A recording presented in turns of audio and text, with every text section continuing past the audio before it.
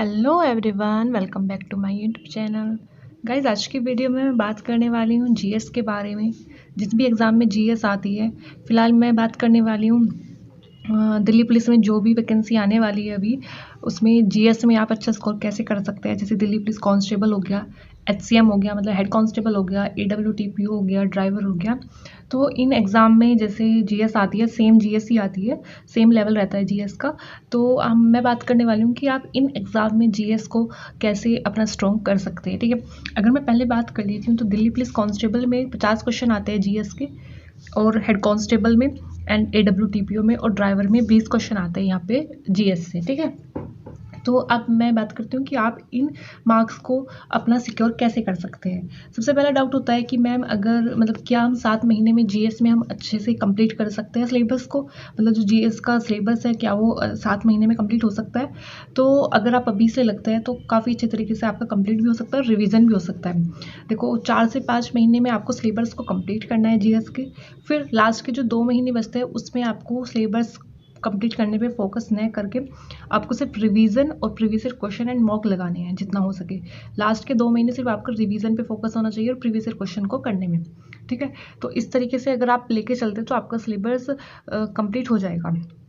तो एक बार मैं अब जो आपको एक ओवरव्यू दे देती हूँ कि दिल्ली पुलिस कांस्टेबल में जो जीएस के मार्क्स डिवाइड होते हैं वो किस सब्जेक्ट में कितने क्वेश्चन बनते हैं।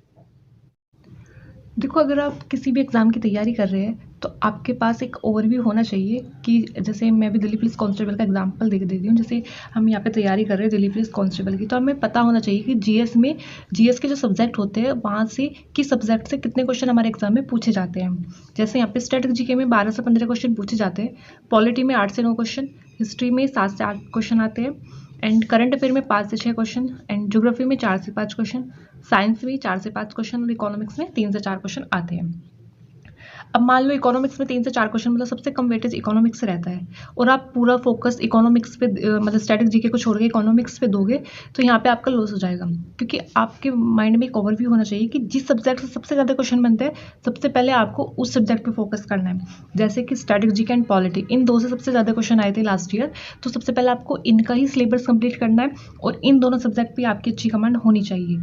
जिस सब्जेक्ट से ज़्यादा क्वेश्चन आते हैं आपको सबसे पहले उसको कंप्लीट करना है, उस पर ज़्यादा फोकस करना है।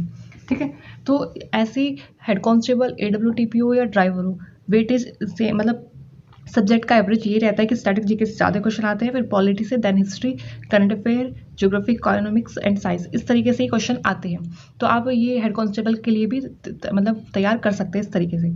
और स्टैटिक जीके का पार्ट तो ऐसा है कि एसएससी का कोई भी एग्जाम हो, स्टैटिक जीके सबसे ज़्यादा पूछी जाती है एसएससी के एग्जाम में, तो इसलिए स्टैटिक जीके पे आपको सबसे ज़्यादा फोकस करना है। ठीक है, आगे मैं बताऊंगी कि आपको कंप्लीट कैसे करना है, कैसे आपको तैयार करना है सब्जेक्ट, और कहाँ से आपको प्रीवियस ईयर क्वेश्चन लगाने, सारी चीज़ें बताऊंगी, तो वीडियो को लास्ट तक ज़रूर देखना। ठीक है,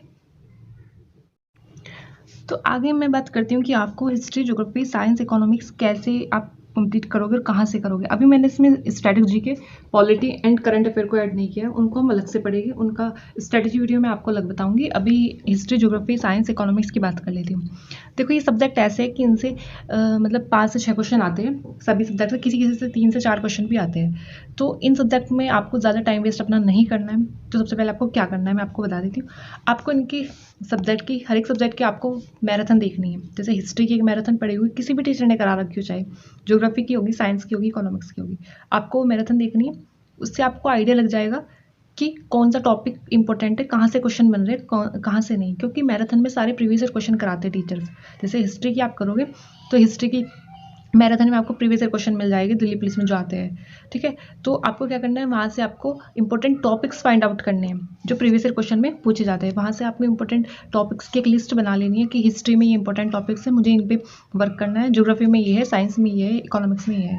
तो आपको सिर्फ इंपॉर्टेंट चीज़ें ही पढ़नी है, पूरा ऐसा नहीं कि पूरी हिस्ट्री आप पढ़ रहे हो।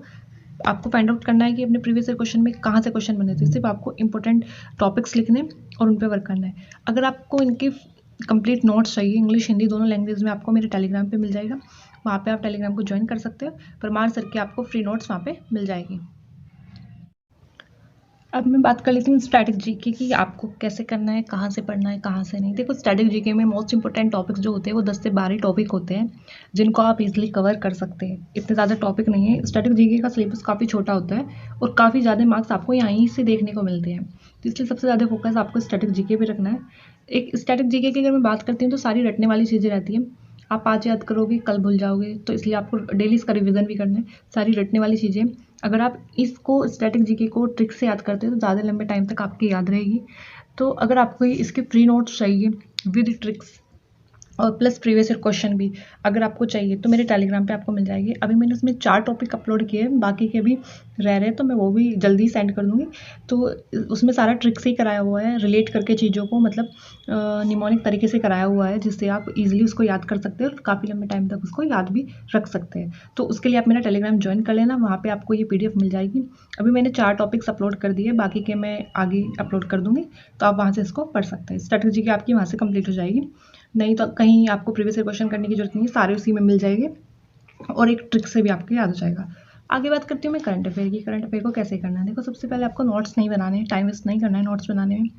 करंट अफेयर को आपको 2 पार्ट में पढ़ना है, एक तो टॉपिक वाइज पढ़ना है, एक मंथली पढ़ना है। टॉपिक वाइज मंथली मिल जाएगा आपको स्पीडी की बुक में और घटना चक्र में भी, तो आप इन 2 बुक्स में से किसी एक बुक को फॉलो कर सकते हो, या तो स्पीडी या घटना चक्र। पढ़ना आपको ऐसे ही कि पहले आपको topic wise current affair complete करनी है, फिर आपको मंथली कंप्लीट करनी है, और मंथली 1 साल की करंट अफेयर आपको कंप्लीट करके चलनी है। मतलब जब आपका एग्जाम होगा उससे 1 साल पहले की आपको जो करंट अफेयर है वो आपको कंप्लीट करनी है। बट हाँ, करंट अफेयर के नोट्स नहीं बनाने, काफ़ी टाइम वेस्ट हो जाएगा आपका, लास्ट में आप रिवीजन भी नहीं कर पाओगे करंट अफेयर का। जब अगर आप नोट्स बनाने बैठोगे अभी तो लास्ट में जब एग्जाम आएगा करंट अफेयर का आपका रिवीजन भी नहीं हो पाएगा। तो गाइज़ ये था आपका जीएस की स्ट्रेटजी वीडियो, जिसमें मैंने आपको बताया है कि आपको कब कौन से महीने तक आपको सिलेबस कंप्लीट कर लेना है और कब से आपको अपना रिवीजन स्टार्ट करना है। प्लस सबसे पहले मतलब आपको ये भी पता होना चाहिए कि आपके जीएस में जितने सब्जेक्ट है, किस सब्जेक्ट से कितने क्वेश्चन आपके बनते हैं, और जिस सब्जेक्ट से सबसे ज़्यादा क्वेश्चन बनते हैं सबसे पहले आपको उन्हीं का सिलेबस कंप्लीट करना है और उन्हीं को पढ़ना है। देखो मैंने आपको अभी पॉलिटी का कुछ नहीं बताया, लेकिन पॉलिटी के मैं आपको नोट्स सेंड करूँगी। अभी नवीन सर ने भी फाउंडेशन क्लासेस में पॉलिटी कंप्लीट कराई है, अगर आपको फिर नोट्स पढ़ने तो वो भी मेरे टेलीग्राम पे मिल जाएगा। प्लस प्रमाण सर के जो पॉलिटी के नोट्स हैं वो भी मैंने सेंड किए हुए हैं। और पॉलिटी के आपको इंपॉर्टेंट टॉपिक्स नहीं करने हैं क्योंकि पॉलिटी का बहुत छोटा सिलेबस होता है और सारे टॉपिक काफ़ी इंपॉर्टेंट है, तो इसलिए इसके कोई इंपॉर्टेंट टॉपिक्स नहीं करने की, मतलब शॉर्ट तरीके से नहीं करना है। पॉलिटी को आपको डिटेल में पढ़ना है, इससे काफ़ी सारे क्वेश्चन पूछे जाते हैं, तो पॉलिटी को आपको पूरा ही पढ़ना पड़ेगा। इसके नोट्स आपको मेरे टेलीग्राम पर मिल जाएंगे। हाँ, बाकी सब्जेक्ट में जैसे हिस्ट्री, ज्योग्राफी, साइंस, इकोनॉमिक्स हो गया, इनके लिए आप इंपॉर्टेंट टॉपिक्स फाइंड आउट कर सकते हैं प्रीवियस ईयर क्वेश्चन से और वहाँ उन टॉपिक्स को कंप्लीट कर सकते हैं, इनमें काम चल सकता है। बट पॉलिटी में नहीं, पॉलिटी आपको थोड़ा डिटेल में पढ़ना पड़ेगा।